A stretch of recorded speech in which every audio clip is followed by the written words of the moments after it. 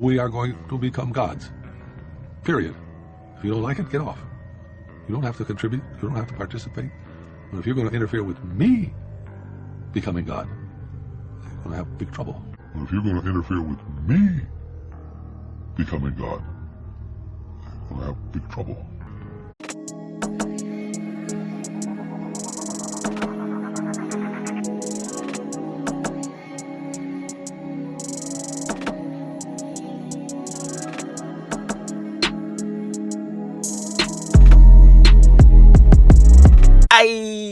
What is going on with y'all, man? It is Black Balloon, and I'm coming back with another video, so y'all already know what's going on. Alright, y'all. Everyone knows who the Beatles are, right? Y'all already know by the title of this video. I figured we'll go ahead and, kind of bring another clone video back, right? Now, when I started doing the clone series recently, a couple of you asked me to do a video about Paul McCartney. So when I started looking up a few things about the theory Paul is dead and him possibly dying back in 1966 in a car crash where he supposedly was decapitated, I found another theory that was quite interesting as well. Now, a lot of people believe that they just had a body double fill in for Paul McCartney because of all of the symbolism that he actually died. Fans at that time of the Beatles were going crazy, digging deep into every song, playing songs backwards, looking at all the symbolism from album covers, photos, you name it. Even with the Abbey Road cover, which is something you would never notice unless you really studied this cover. And even the times where I brought up this picture in videos I've done in the past, because I think I used this picture twice.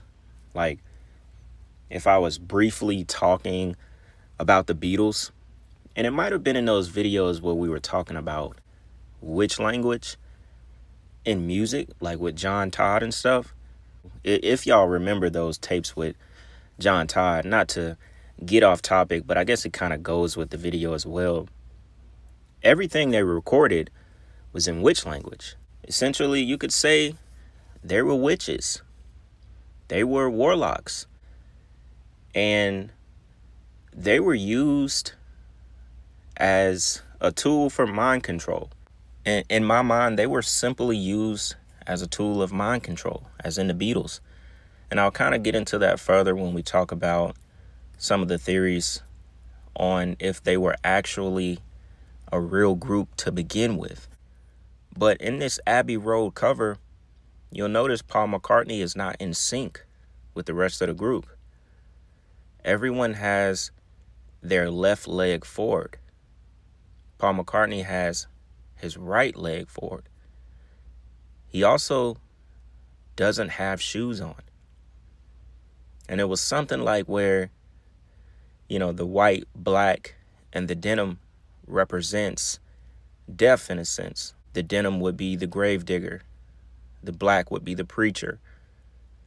And these were like theories and things that people were digging up about the covers of their music and really trying to find out if Paul McCartney died.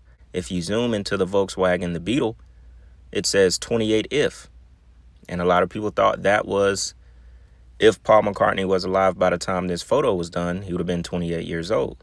And saying that basically he would have died at 27, which would have put him in a specific club. Now, that supposed body double would have been a guy named Billy Shears. Now, they look so much alike in this photo. At first, I didn't even know which one was Paul McCartney. They look so much alike right here. I didn't know. I'm not even gonna, we could put it to the test. Y'all could drop down in the comments. Which of these is the original supposed Paul McCartney? Guy on the left or the guy on the right? Now, if you're like real Beatle heads, you'll probably know the answer. But to the average person, they're gonna have no idea which one is actually Paul McCartney. Like I was saying, even John Todd spoke about them doing all their songs in witch language because they were initiated. Witches, warlocks, used for mind control, used to, implant messages and symbolism in the subconscious. Basically, what I'm trying to tell you is that the entire Beatles hysteria, everything about the Beatles was concocted. By the time they got to America, everything was already put into place. Showing fans going crazy, young girls going crazy. It was all planned to be this way. In this video, we're going to expose some things that a lot of people may not know about the Beatles, which is why I believe in the theory that the group may have been replaced multiple times. Or, Paul McCartney was pushed to the side because he just didn't want to play along. And the imposter Billy guy was willing to play along. We have the Tavistock Institute to thank for most of this stuff. They deal in the human brain, psychological warfare in a sense, experiments on how people act. And I'm kind of going off the top of my head. We'll get into the Tavistock Institute a little bit more and, get the real deal as this video goes on. But in a sense, the Beatles were purchased, They were put in the forefront. They didn't write their own music. But we're going to get more into that as well. They didn't write their own music, which is why the only guy that was competing for the Beatles catalog with Michael Jackson died, I think, in 1969, right when the Beatles split up. When he died, the Beatles split up. The music stopped when he died. I'm gonna get y'all his name and stuff in a second. Just kind of going off the top of my head from my notes and stuff, right? I want to get into this clip I found. I'm glad I took the extra time researching this because I knew I needed to research this, really get into the Beatles being concocted, basically being bought and sold, to the people, to Americans. Mind control, an experiment, right? I really wanted to get into it. So I'm glad I took the extra time I did because I found about a 10-minute interview. Now, I had to clean this up the best I can because it's old. The audio is very cloudy. You can barely hear it, but might have been one of the best clips I've found that ties this whole thing together, especially talking about the Tavistock Institute, how the Beatles was basically sold to us. Now, the reason I have this picture up on the screen, because we're talking about music here. We're talking about the Beatles. This looks like a burial site. I don't know. Maybe they wanted to make this look like this. I'm not too, versed in this cover art. But if you look in the far back of this photo, now mind you, they are called the Beatles. There is a famous book called The Winged Beetle. If I'm not mistaken, that's the exact name, The Winged Beetle. You would be surprised who wrote that book. Now, if you look on the far row back and you look to the left, there's a guy by the name of Aleister Crowley on the left-hand side. All you have to do is zoom in, go all the way to the top left corner of this photo. Top left corner of this photo, that is Sir Aleister Crowley. So right there, we already know and we have an idea of what they were following, who they were invoking into their music. Remember, it was all witch language. Their beliefs in Thelema. Aleister Crowley, his spirit basically runs the music industry, y'all. I told you that. I've told you that before. We'll keep the topic, in line here. Dig into Paul McCartney, that whole theory, and, whether or not the Beatles were a complete concoction. Nothing was really genuine. Their whole thing, was bought and sold. That being said, y'all, we'll go ahead and get into this clip. Very interesting, Definitely listen to this one, y'all. Check this out. One of the things you talked to me about the other day was the Beatles. Well, the Beatles were the creation of the Tavistock Institute. And you have to go back to the college days on the writings of Aristotle. And I made a note this morning before I came on this program of what he said about music and its influence on politics. He said, emotions of any kind are produced by melody and rhythm. Therefore, by music, a man becomes accustomed to feeling the right emotions. Music has the power to form character, and the various kinds of music based on the various modes may be distinguished by their effect on character.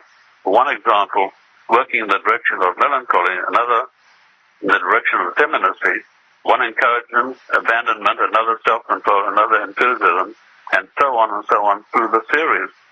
And what I discovered was that the actual Tavistock Institute took this up this theme. And they said, we are going to put this into practice. And well before Theo Adorno, who was the creator of the Beatles, arrived in England, he was already well known to Tavistock. And he was offered a facility at Scotland at Gordonton School, where the royalty were educated. As soon as he landed he had to flee Germany because he's tinkering with the minds of children through music. And he was known as the Karl Marx of music, and his theoretical music of composing music was adapted from another musical radical, a guy called Alban Berg, who had challenged the tonality of contemporary traditional music sounds. And Adorno claimed he was on a higher awareness where every music work he composed, he said, was likely to be difficult to understand and shock people. And he called his sound, I think he said, was corrosive and unacceptable. And he adapted it from a strange music that was produced by a cult called the Cult of Dionysus. They had devised a 12-8 tonal system, which was a new form of sound. And he said this sound was corrosive unacceptability to what he called the commercially defined sensibilities of the middle class. And his own words, he said that his music was stylist, I think he said old-fashioned. And he said, this is what I'm going to try and do. And then he started writing all these songs he thinks in the 12-8 tonal system. How he got hold of the Beatles, I'm not too sure about that. But I did go over to Germany and I found out where these people had been operating. Man, I really feel like this clip is such a gem to explaining the inception of the Beatles, of rock and roll, how it was engineered, brought to the U.S., so to speak, a British invasion by the Tavistock Institute. Before we could even think about, and I don't know, maybe I'm kind of backtracking here on the beginning of the video. Before we could really go into the whole Paul McCartney being cloned or body doubled or, all of that good stuff, we have to really look at the group being manufactured to begin with. It was never organic. It wasn't real, in a sense. This was all, concocted by the Tavistock Institute on human relations, psychological warfare. So check this out, right?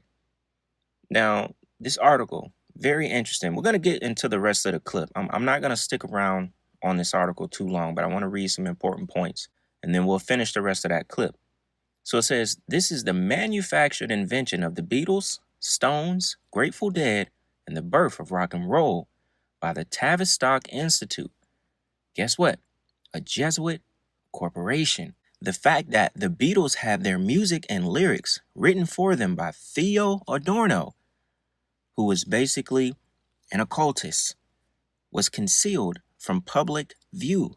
Now, Theo Adorno is the guy that the doctor in the interview was talking about in that first half of the clip, and how, he wrote the Beatles' music and it was written in which language?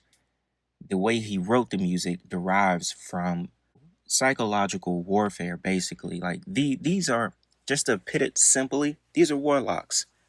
The people who wrote the music, the people who, basically invented rock and roll, the Beatles, all of these groups for, mind control, so on and so on. They're warlocks, y'all. All right? Man, look, my 4 to 5 years on YouTube, I don't tell y'all to like these videos, but y'all gotta like this video. There ain't many people bringing y'all these types of videos going into this kind of truth. Check this out. It was called the British Invasion. The 60s began a time of questioned authority. Grow your hair long, hippies, flower power, and morphed in with the anti-war gang of hell no, we won't go. Basically telling you they started the hippie movement as well. It wasn't organic. So it says it's all by design, all by planning to mind control and manipulate what the baby boomer generation thought, the language and slang used, and the behavior control of the masses. Yes, it is interesting to note that the Tavistock Institute of Human Relation, as well as its child organization, the Stanford Research Institute, developed the Grateful Dead, among other things. You can see that Alan Trist, a social engineer for the Tavistock Institute, became the shadow manager of the Dead, which Grateful Dead. His father, Eric Trist, was one of the principal founding members of Tavistock. It was part of the development of a dynamic psychological warfare model to be used on foreign and domestic populations, modeled ultimately on the Lord Gordon riots in London and the Jacobin terror of the French Revolution. The purpose was to mobilize mobs in rebellion against society. Let your hair grow, turn on, tune out, as millions of tabs of LSD appeared into the hippie scene from CIA laboratories and promotion provided by Harvard CIA asset Timothy Leary and distribution aided by the likes of the Grateful Dead. The Beatles and the Stones were two sides of the same coin that was minted by the Tavistock Institute to introduce a new generation to a new language and a new cultural upbringing around alleged freedoms to think for yourself and liberties to take drugs and become counterculture. And it was all manufactured. The lyrics for the Beatles, the covers for the Rolling Stone albums, their managers or handlers were all derived from the Tavistock Institute, as their name is for the control of human behavior. So here's a little background on the Tavistock Institute. The Tavistock Institute was founded in London in 1946 with the aid of a grant from the Rockefeller Foundation. It is a not-for-profit think tank, policy, and consulting organization. What's even crazier is that today, the Tavistock Institute operates a $6 billion a year network of foundations in the U.S., all of it funded by U.S. taxpayers' money.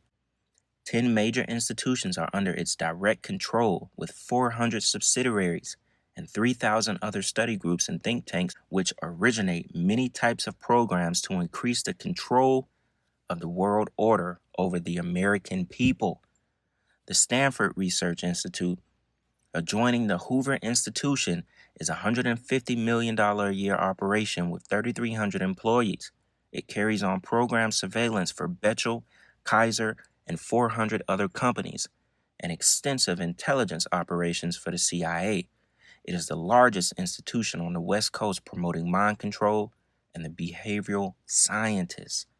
This stuff is crazy, y'all. It says they've controlled and manipulated what we think, what music we hear, and what cultural identities the past several generations have identified with.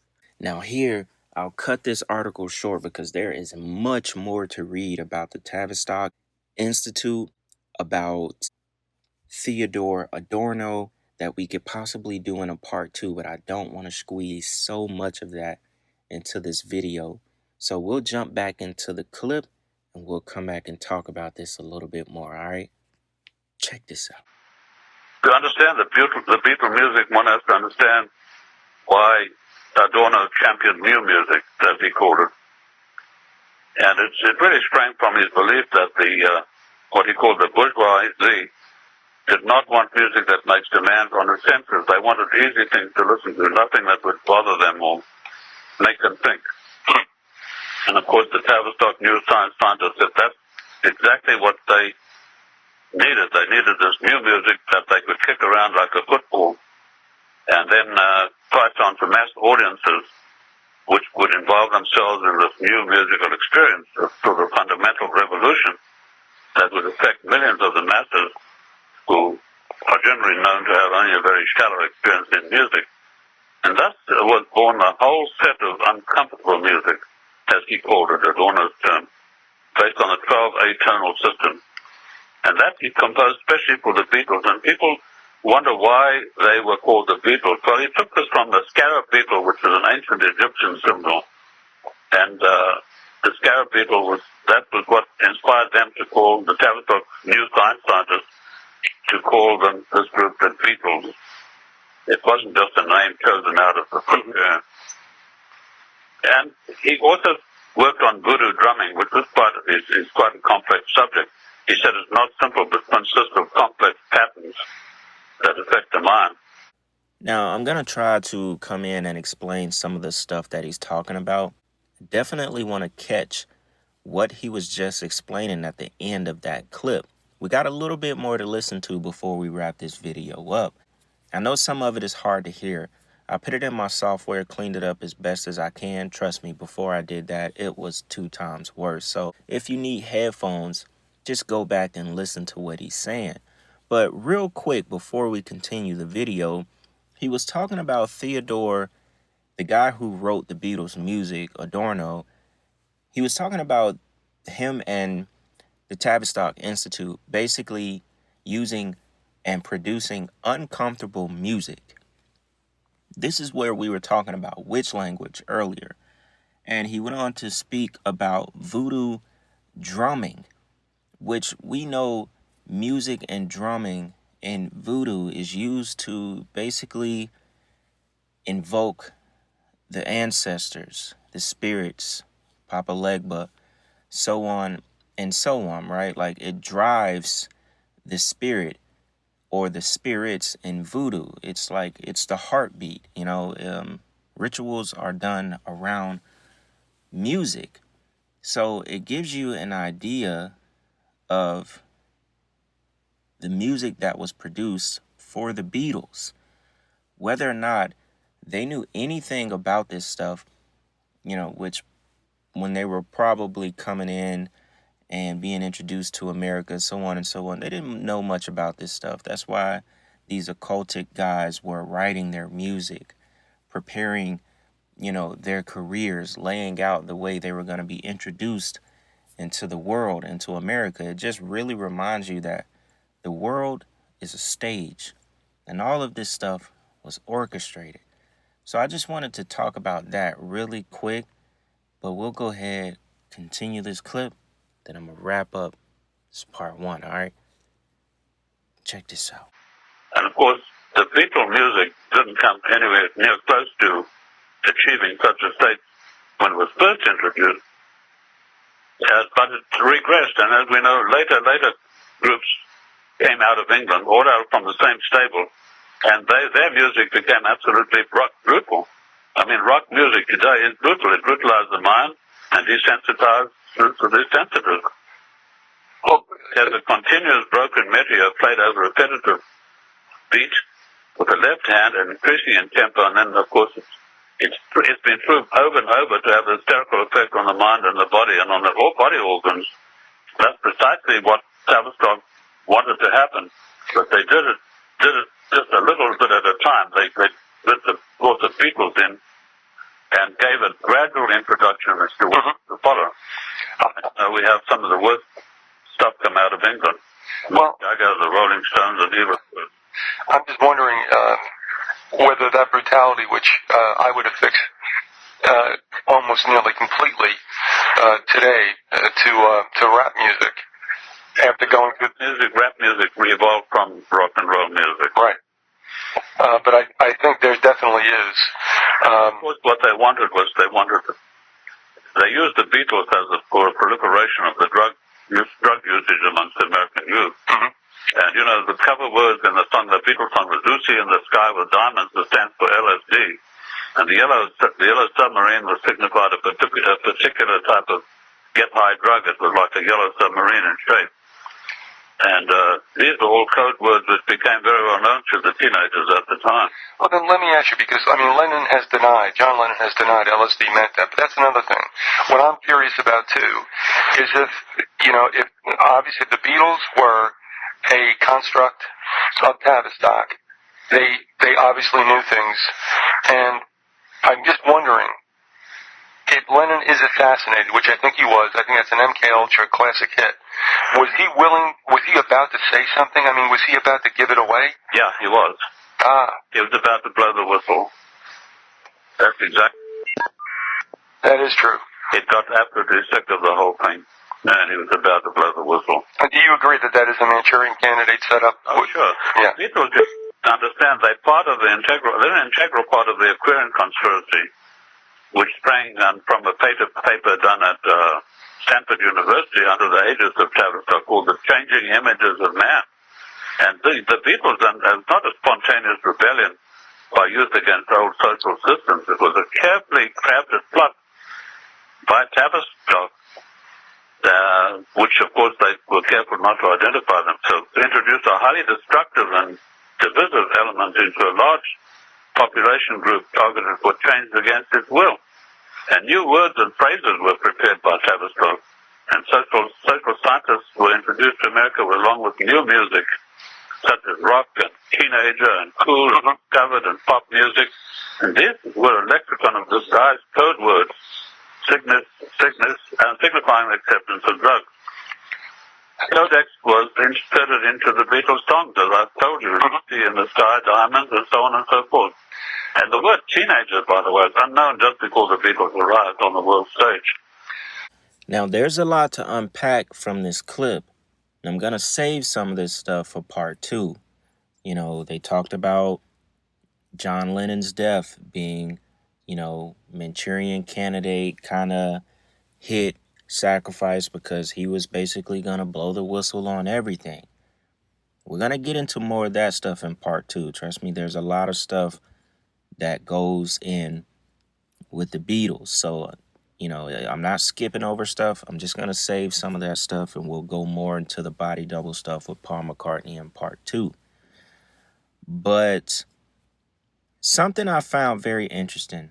We'll talk about this one point before we finish the last little bit of the clip, right? He spoke about the first using, symbolism in song titles. What was the song called? Lucy in the Sky with Diamonds. Never knew that. That basically was LSD. Lucy in the Sky with Diamonds. It was hidden. It was all being used to introduce drugs for mind control in the hippie movement, basically. These people were so advanced in psychological warfare, human relations. Y'all, the term teenager and cool and all of these terms that could be used to directly attack the mind of the youth in order to allow you to think that drugs and going against the establishment is cool was orchestrated and made up by these people, by the Tavistock Institute. They just needed a band. They needed the Beatles. They needed the Grateful Dead. They needed these bands in order to sink these cool terms, to sink LSD into your mind, which helps mind control, which helps plant these things into your subconscious, which helps MK Ultra achieve its agenda, achieve its goals. The world is a stage. Y'all, this is mind-blowing. They basically invented the terms teenagers and cool. Now, when you look up who invented the word teenager, it'll give you like some guy who invented it at a shoe store back in the 40s or something like that. But these terms didn't attach to anything until the Beatles were brought to America, until the Tavistock Institute introduced this stuff to a crowd, the youth. They basically orchestrated all of this stuff. I keep saying that because this is kind of like how AI is today. You don't know that you're not thinking for yourself. Everything is being done for you. Your algorithm, things that you like, things that you see, say, the way you dress is all put in front of you subconsciously, and you do it. That's how it was back then. All of that stuff was seeped into these people's minds seeped into their subconscious, and they did it. It's just like, secondhand. It's just, they just do it. They don't know where it's coming from, but this is being, you know, all done through mind control, all done through psychological warfare by people who have mastered it. And you have no idea. I was mind blown when he talked about the Tavistock Institute actually creating and advancing simple terms like pop music, teenager, cool. These things didn't become popular to the 1950s, y'all. To classify this new era, this new world order that they were bringing into music, into everyday life, into America. Never been heard before. All these were created, along with the music, they created a whole lexicon of new terms as well. Also, I want to run something by you. I had told you that either Adorno or others in the Frankfurter School, I guess that is, ever articulated a free speech theory in these terms, possibly in the specific context of an anti-fascist program. Not of an anti-fascist program, no. They didn't. Was Adorno chased out of Germany because he was an anti-fascist? He was chased out of Germany because he was tinkering with children's minds. Okay. Music. To music. And he was promoting socialism, which was a very taboo subject for Germany. Being close to communism, the Germans equated socialism with communism. That's why he was chased out of Germany. He was actually tinkering with the minds of children through music. I got onto him pretty quickly, and he was chased out of Germany, and he was given sanctuary by the British royal family, and he was put up at Gordonston School, which, as you probably know, was where Prince Philip, the Duke of Edinburgh, and Prince Charles, and all the British white lawyers get educated. As Tavistock was to the British, what we call the British second invasion with music. Oh, absolutely. They were behind us every inch of the way, and Ted Sullivan was instructed to go out and gather as many teenagers, preponderance of girls, if possible, young girls. They were paid $20 each and bussed out to the airport in New York. And they started swooning and crying and going mad when the Beatles, they'd never even heard the Beatles' music, not been played in America. And there you have it. He said young teenage girls were paid $20 each to get on the plane or get to the airport at New York City and fake cry, fake scream and yell and celebrate the Beatles. And they never even heard a single song from the Beatles. I think it's amazing, how really the world is a stage, and everything from the music industry was all about mind control, and it still is today. It's just a lot easier for them to, continue their agenda. But that's basically, the short story of how the Beatles were introduced to America. By the time they were introduced, there was already a fake crave. And, it was inserted by paying fans and paying people who never heard of their music to basically act like this is the most amazing group, and boom, next thing you know, the mission is in full effect. It's time to come here and do what we had planned to do. And ultimately, that is mind control. So, y'all, that will wrap up part 1. Like I said, y'all let me know if y'all want to see another part to this. Try to kind of get some of the important clips and talk about the inception of the Beatles, a little bit of rock and roll, and the Tavistock Institute. So, we'll do a part 2 based on what y'all think. If y'all want to see it, let me know. Like I said, man, let's run this video up. I appreciate y'all supporting me, as I always have, and I always will, regardless. We're going to keep pushing out this work, man. So with that being said, y'all, it's Black Balloon. and I'm going to see y'all soon. I'm out.